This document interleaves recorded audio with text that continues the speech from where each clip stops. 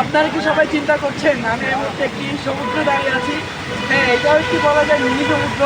কক্সবাজারের পর্যটন নগরী কলাতলির যেই সড়ক, এই সড়কে এই পরিমাণ পানি হয়ে গেছে। এখানকার পর্যটক স্থানীয় দর্শনার্থী যারা এসেছে তারা যেমনটি বলছে, সমুদ্র সৈকতের পাশে আরও একটি সমুদ্র রাস্তার ড্রেনেজ ব্যবস্থার এরকম অবনতি হয়েছে যে পুরো রাস্তা জুড়ে পানিতে থই থই করছে।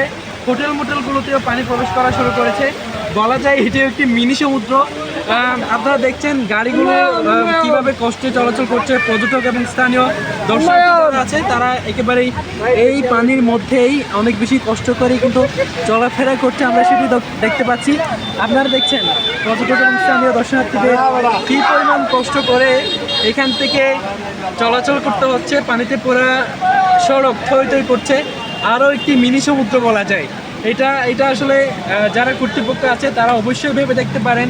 কক্সবাজারের মতো পর্যটন নগরীতে আধা ঘন্টা 1 ঘন্টা বৃষ্টি হলেই এরকম পরিস্থিতি যে হয় সেটা আসলে চিন্তাও করা যায় না। পর্যটন নগরী আমরা বলি পর্যটন রাজধানী এটি।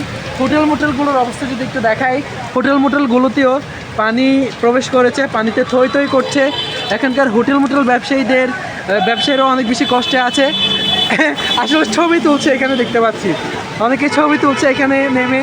তারা ব্যঙ্গ করে এটিও একটি আসলে সমুদ্র, মিনি সমুদ্র বলা যায়। মিনি সমুদ্রে সবাই ছবি তুলছে। দর্শক এতক্ষণ আমাদের সাথে অসংখ্য ধন্যবাদ। মিনি সমুদ্রে আমিও নেমে আসলে অনেক মজা পেয়েছি। সবাই আনন্দ করুন, ফুর্তি করুন, কোনো কষ্ট নাই আমাদের কক্সবাজারবাসীর। সবাই আনন্দিত আমরা এরকম কক্সবাজার পেয়ে। অসংখ্য ধন্যবাদ সবাই।